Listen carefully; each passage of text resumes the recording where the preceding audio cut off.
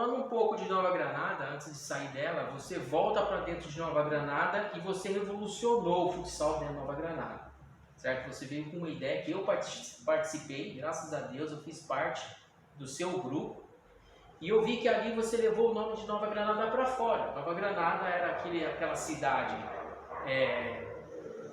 pequena, só sabia de Nova Granada quem morava dentro da Nova Granada. E você juntou certos jogadores e aí você começou a fazer treinos físicos, nós treinávamos de sábado, entrava em campeonato e tal. E aí você levou o nome de Nova Granada. Eu queria que você falasse dessa parte e uma parte que você teve o comando de tudo como coordenador. Então, Ricardo, essa parte, né, é uma parte muito gostosa, né? Às vezes a gente chega até a arrepiar, né, porque foi uma parte acho que importante não só da minha carreira, mas para a cidade toda, para muita gente. Você ter envolvido com isso também, né, nessa situação. Algumas vezes, né, que a gente sempre estava lá no ginásio com o nosso amigo Rubens, né, Rubão, a gente conversava muito, né, sobre tentar trazer a profissionalização do futsal para Nova Granada, ter uma equipe de futsal em Nova Granada, mesmo sabendo das dificuldades que é em montar uma coisa profissional. E como eu estava na época nos clubes e vendo o profissionalismo que era dos clubes, nós tentamos, né, de uma certa forma, tentar trazer para cá com conversas, né, e aí surgiu a ideia de eu estar treinando o time de futsal na época, né, e perante a toda a coordenação que o Rubão fazia na época. E acho que o Rubão foi um monstro do esporte de Nova Granada, né? Fazer o que o Rubão fez. Revolucionou, né? Ele buscava, ele montava campeonato, ele trazia time de fora, ele fazia regional de futsal, né? Aquele regional que foi tão conhecido aqui em Nova Granada, que foi a época que nós começamos a crescer, né? Falando em termos de futsal, de treinamento, de saber como jogava, de parte tática, de parte técnica. Então, assim, o Rubão foi um cara que deixou um legado muito grande no esporte da nossa cidade, né? E essa época foi muito gostosa, porque nós temos muita história para contar. Se a gente ficar falando das histórias que a gente teve daquela época, nós vamos passar a madrugada aqui, né? Tem muita coisa boa para contar.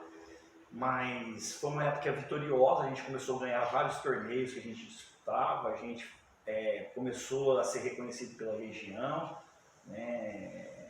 Aprendemos a ser respeitados por cidades que eram as cidades do futsal que dava medo antigamente. Era difícil jogar com o Guapiaçu, era difícil jogar contra a Santa Fé do Sul, era difícil jogar com a Araçatuba, né? E aí nisso já surgiu a TV Tem, né? Começamos com o TV Progresso, né? TV Progresso, bem lembrado, TV Progresso, né? Então, assim, e tudo aquilo foi alavancando e fazendo com que a gente crescesse, né? De forma humilde, aprendendo, sabendo aprender, todo mundo junto, né?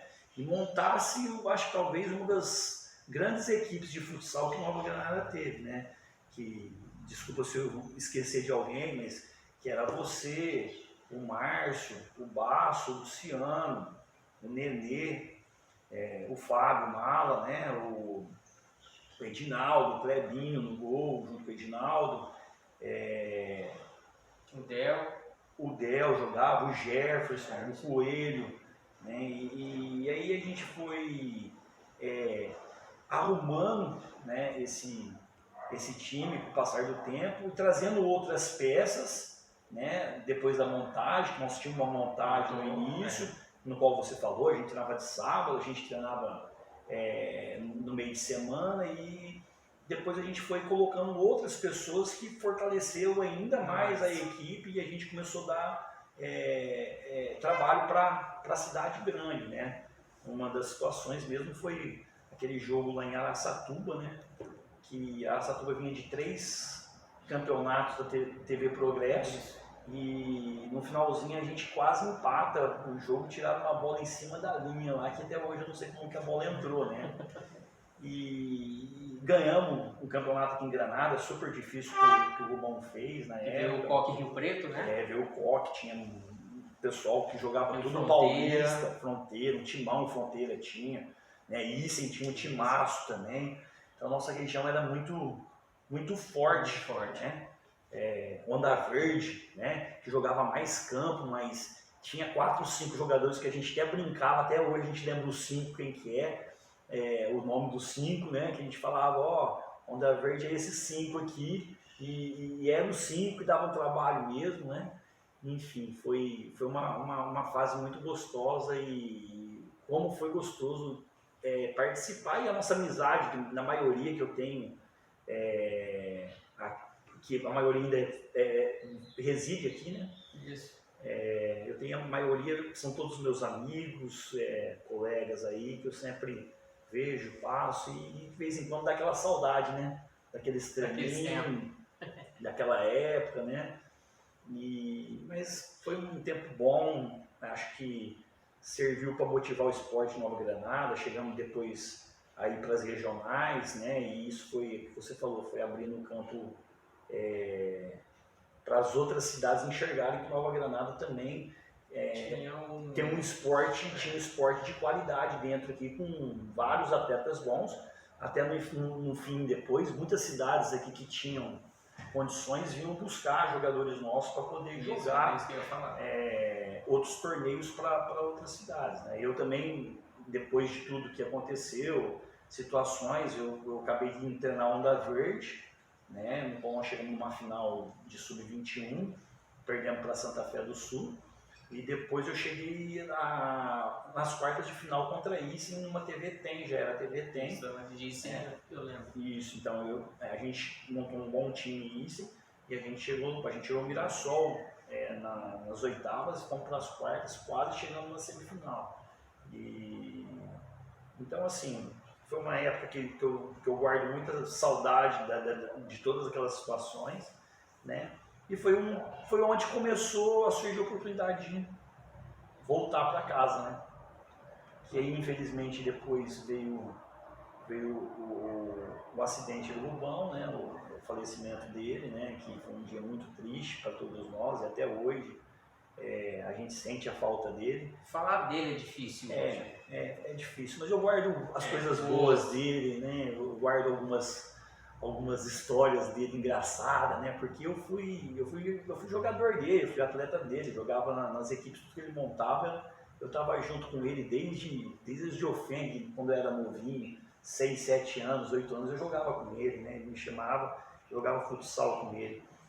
E, enfim, foi uma história muito legal, e coube a mim, né, na época, junto com o Emílio, assumir a responsabilidade da cidade, na parte de esporte.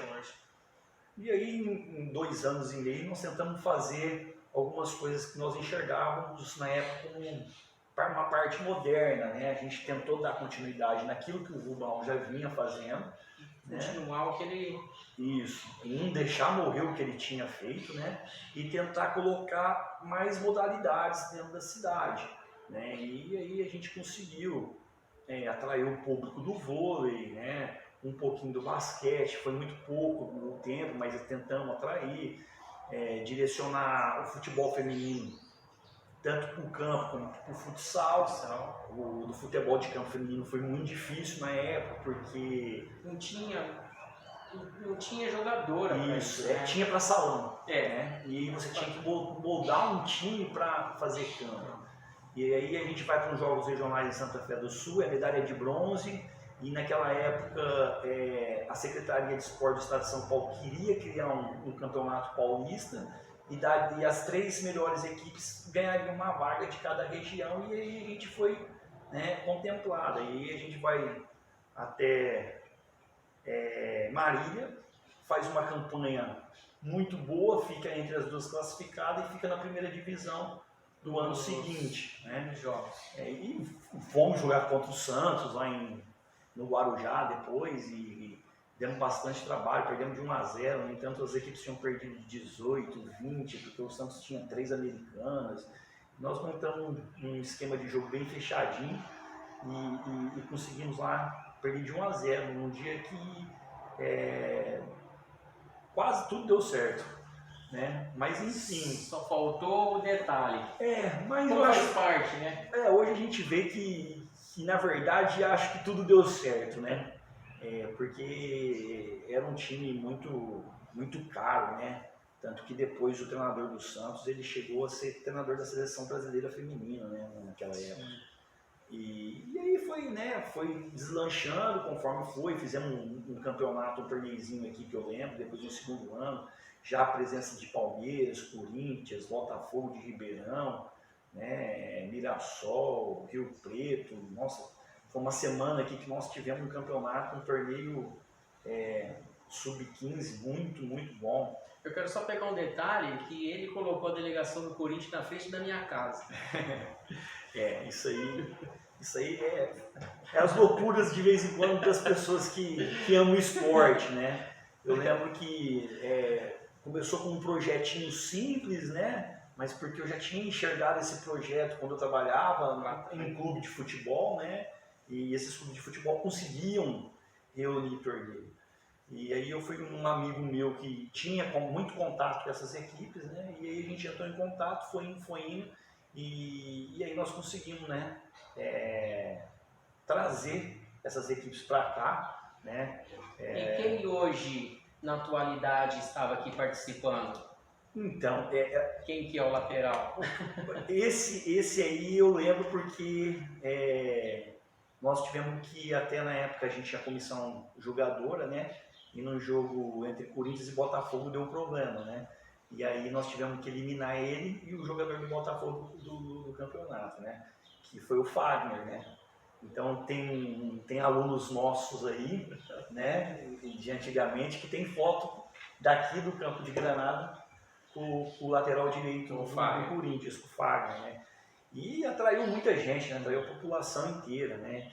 E assim, ainda a nossa região era tão forte que a final foi entre Rio Preto, né, e Botafogo de Ribeirão, né?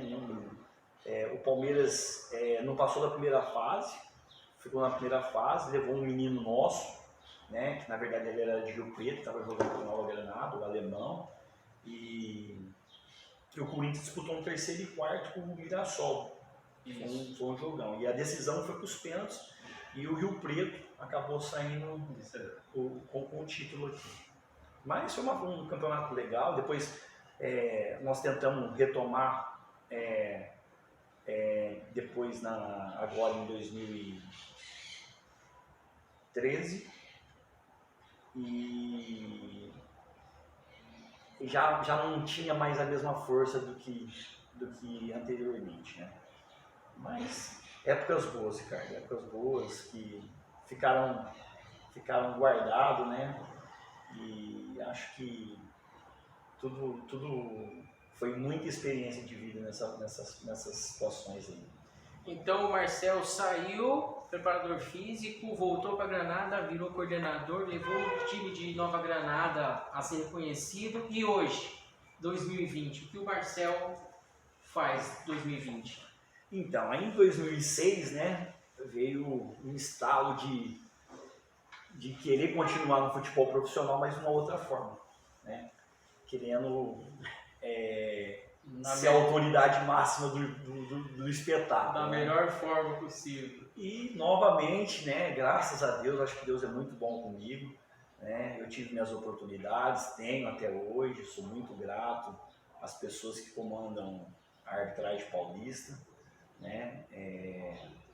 Todos comandaram enquanto eu iniciei meu curso em 2006 e aí a vida ela, né, ficou nessa parte de arbitragem porque exige muito treinamento, exige muita disciplina, né, alimentação correta, enfim, tudo que um atleta precisa ter, né? É um atleta, né? É um atleta. Só que não é aquele atleta profissional ainda, né? Porque a profissão ainda ela não chegou no termo de ser profissional, né? Mas é uma profissão muito gostosa, né? Até falo assim para meus amigos mais novos que fazem educação física, se tiver vontade, né, e goste, vai fazer os cursos, porque eu tenho amigos hoje aí que estão iniciando a carreira jovem, né? Eu talvez, se pudesse voltar atrás, eu teria iniciado talvez a carreira um pouquinho antes, né? Porque a arbitragem ela é gostosa, né? E talvez as oportunidades ela tem que surgir, talvez quanto mais cedo você iniciar, mais oportunidades você possa ter, né? O que eu falo, eu não posso reclamar porque tive, né? E conheci pessoas maravilhosas que estão aí hoje com o escudo da FIFA, já tiveram o escudo da FIFA, são comentaristas de emissoras famosas, sempre estou conversando com eles, né? Hoje nós temos as redes sociais para estar conversando, os WhatsApp da vida, né? Então, assim, muita gente, né, que eu tenho amizade, graças a Deus, muitos estão bem, fazendo jogos de padrão FIFA aí, né? E eu fico aqui na torcida. Saindo bem, né? Saindo muito bem, graças a Deus, né? E a tendência é que, né, até pelo VAR agora, né, outros amigos meus também já estão nessa parte do VAR, né? E vamos ver o que bola aí, eles máximo vão se posicionar, já estão se posicionando em algumas circunstâncias, para que essas pessoas talvez tomem um rumo só do VAR, né? E não fique só mais dentro do campo, né? Já se estuda essa parte, né, de ser especialista do VAR só e não atuar no campo, porque eu acho que o conhecimento do VAR tem que ser muito grande. O conhecimento para quem está pelo menos as pessoas que eu conheço já e trabalham, conversam bastante comigo, né? Essas pessoas, elas têm que ter um conhecimento extraordinário, porque ali não pode ter erro, né? Porque até o VAR ele veio ajudar uma coisa que o espetáculo é dentro do campo. O VAR, eu entendo que o VAR veio só para não deixar com que seja uma coisa injusta, né? Um lance que talvez até o árbitro está vendo dois atletas se trocando agressões e não vê um certo lance, e o VAR está lá para ajudar. Tanto que ajudou bastante coisa. Lógico que como é uma coisa nova, tem que se aprender, tem que fazer uma coisa mais rápida para não ter aquele negócio de 1 minuto parado, 1 minuto e meio, mas eu acho que está melhorando conforme o tempo. Então, você acha que o futuro é esse? Temos que esperar, né? Porque assim, o futebol ele é muito, a regra dele, muitas vezes a regra é interpretativa, né? Hoje a FIFA está tomando alguns padrões para que não seja assim, para que seja uma coisa bem mais padrão, bem mais padrão. Hoje a gente aprende muito uma coisa bem padronizada, está ficando muito padronizada. Mas assim, a regra é muito complexa e ela precisa de muito estudo. Então, às vezes, eu entendo que a pessoa está assistindo um jogo, né, áudio, falando, às vezes muitas pessoas perguntam para mim, e eu tenho que mostrar, mas é o que está escrito na regra, na lei do futebol. E eu acho que o VAR é uma ferramenta que veio para fazer justiça, né, para fazer justiça. Então, muitos falam assim, que eu escuto, ele ainda é um bebê, né, que está começando a dar suas caminhadas, mas já acho que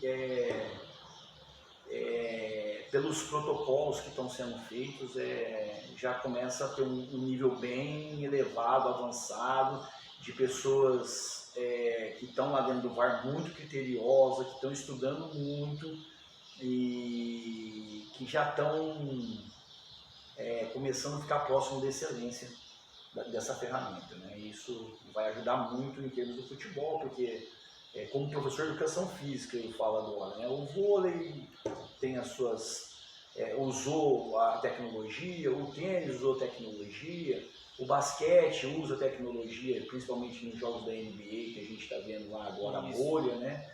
Então assim, o futebol também está passando por esse mecanismo, né? E tudo tem o passo a passo, né? Nessa parte. Eu acho que o futebol já começa a ter uma tomada bem forte a respeito dessa ferramenta, e eu acho que ajuda muito. Certo, Marcel, gostei demais da sua presença, tudo que você falou, foi passando um filme aí na minha cabeça do nosso passado aí. Queria te presentear, só uma lembrança aí para você sempre estar lembrando desse dia que nós passamos aqui, uma lembrancinha do Zoom do Esporte, do meu canal Mano a Mano. Espero que toda vez que você dê esse brinde aí, né, para você sempre guardar aí desse dia. Marcel, fica para você aberto aí, quem que você quiser agradecer, você fazer suas considerações finais. E antes de eu terminar, eu só tenho que agradecer pelo que você fez aí pelo futsal de Granada, porque eu posso falar com propriedade que eu fiz parte disso e você sabe disso. Mas antes do Marcel fazer as considerações finais, eu queria contar um caso interessante, que eu conto isso para todo mundo, e não é aqui que eu não ia deixar de contar. Nós estávamos jogando no Natalone, Nova Granada e José Bonifácio. O jogo estava empatado, 2-2, e teve uma falta para o José Bonifácio, e o Marcel do nada pediu para a gente abrir a barreira e pediu para o Reginaldo sair. Tinha que deixar eles fazer o gol e nós não entendemos, ele gritava desesperado, sai da barreira, sai do gol, e nós simplesmente saímos. O Zé Bonifácio foi lá e fez 3-2. Nós fomos perguntar para ele falou assim, saímos de Santa Fé. E eu achei engraçado, eu conto essa história porque ele foi fazendo os cálculos muito rápido, ele é muito bom com cálculo, então ele foi fazendo os cálculos que o empate deixaria nós para pegar o Santa Fé. Então nós pegamos e saímos de Santa Fé e jogamos a bucha para o Zé Bonifácio. Então isso aqui eu conto para todo mundo que eu falo de futsal, e eu lembro desse caso que me marcou de todos esses anos aí que eu joguei com você. Então, Marcelo, esse minuto é seu para você fazer as suas considerações. Essa é uma das histórias, né? E aí a gente foi pegar Araçatuba, era bucha para tudo quanto é lado, era Santa Fé, só que Santa Fé era mais longe, a gente tinha que jogar, andar quase 200 e poucos quilômetros, né? E era jogo à noite, a gente tinha se fosse na parte profissional, não deixaria fazer nunca aquilo, né? Mas na parte do amador, a gente sabia que a gente ia ter que andar 200 e poucos quilômetros do Bahia, 200, era Altair, não é? Acho que não era José Bonifácio, não. Eu acho que foi Altair ou Guaraci. Aí nós pegamos. Aí eu sei que eles foram lá e tomaram 16. E nós perdemos de 5-4 de Araçatuba. Isso. Então assim, a gente sabia que na época a Santa Fé do Sul vinha montando um time para disputar a liga. Tanto que foi o campeão, né? Foi com o pé nas costas na época. Mas é o que eu falo, pessoal, né, para não ter, né, uma controvérsia. Se fosse uma parte de profissionalismo, não deixaria nunca, porque eu não aceito esse tipo de situação. Mas naquela situação, até porque um pouquinho de falta de experiência da época de amadurecimento profissional, foi uma atitude que nós acabamos de tomar para não ir tão longe, né? E sabendo das consequências que a gente... Um era campeão 3 vezes e o outro era o favorito para ganhar a Copa TVT, não tinha muito para onde correr. Mas, Ricardo, te agradeço pelo convite, né? Novamente, parabéns pelo programa, né? Uma situação que nós estamos vivendo totalmente atípica do mundo, né? Eu acho que se nós não aprendemos agora da forma que nós estamos aprendendo, eu acho que vai ser difícil, né? Porque tudo que nós estamos passando, as dificuldades, né? Vendo as situações, talvez ainda na nossa casa, graças a Deus, ainda não tenha chegado, mas essa pandemia que veio muito forte para mostrar, e se a gente não quiser aprender, eu acho que vai ficar difícil, né? Acho que está sendo a hora da gente ser mais humano, né? Pensar mais em ser pessoas do bem, fazer coisas do bem, ter atitudes também, porque não adianta ficar só falando, né? E não fazendo, a gente tem que ir lá e ter atitude, né? Mas quero te parabenizar porque o programa, né, vem ao encontro nesse momento tão difícil de trazer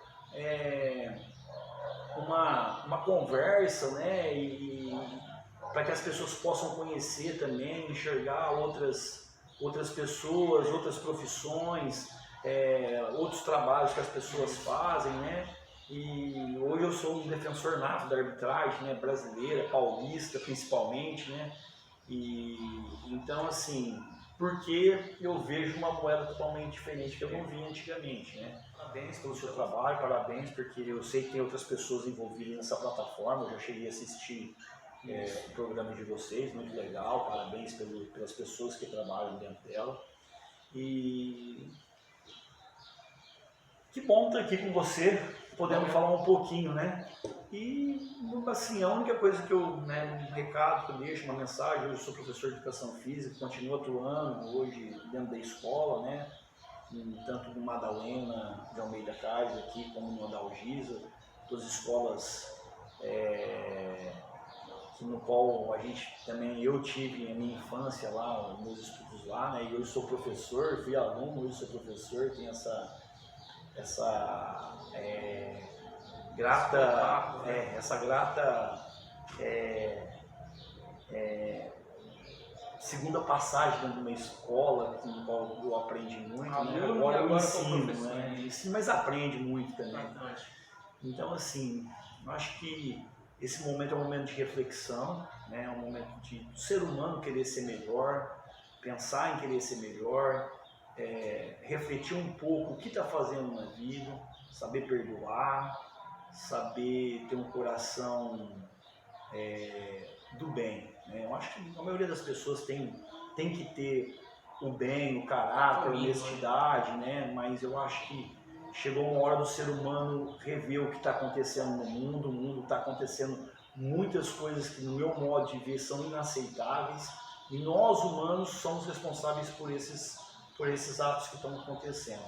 Muita guerra de poder, né? Um querendo ser mais do que o outro, e eu acho que não leva a nada, não tem necessidade, e o que vale é isso aqui, né? Essa amizade que desde lá dos 16, 17 anos que eu tinha, que você tinha, 18, 19, 20 anos ali, né? Mais ou menos aquela faixa, a gente leva até hoje, né? Não gosto que eu não vou falar a minha idade, né? Eu sou um jovem ainda, o Ricardo também é um jovem, né? Então não vamos ficar discutindo idade aqui, mas já faz um tempinho que nós conhecemos, e aqui, né? Fica isso, né? Porque sempre soubemos respeitar a opinião um do outro. Isso. Né? Eu acho que o mundo está precisando disso, Ricardo. Está precisando de respeito, né? Que as pessoas se amem mais. Eu sempre falo muito com meus alunos que o mundo está precisando de amor. Então, né, quem esteja escutando, ouvindo nós nesse momento, faz o bem. Faz o bem, dentro da sua casa dá para fazer, com o seu pai, com a sua mãe, com seus irmãos, né? E mais amor, gente. Vamos ter mais amor um pelo outro, porque dessa vida a gente vai, tomara que a gente deixe um legado legal e que a gente não vai levar nada depois lá pra frente, que a gente infelizmente chegar no ciclo final da vida, né? Então, obrigado novamente, Ricardo, parabéns pelo seu trabalho, um trabalho espetacular, que Deus abençoe vocês aí, todo o seu grupo aí que está trabalhando, e vou continuar assistindo, vou estar antenado nas suas próximas lives aí, tá bom? Certinho. Pessoal, olha, professor de Educação Física, coordenador de esporte, idealizador do futsal de Nova Granada, preparador físico de futebol, também agora está do lado da arbitragem. Dá uma olhada qual foi a entrevista de hoje. Se você gostou, você dá uma curtida aí nesse vídeo. Se quiser deixar uma mensagem para o Marcel, querer saber de alguma coisa, deixa aí que eu passo para ele, eu já coloco a resposta. Se não for inscrito no nosso canal, seja inscrito aí para fazer parte da família Azul do Esporte, tá bom? Fiquem com Deus, um abraço, até mais.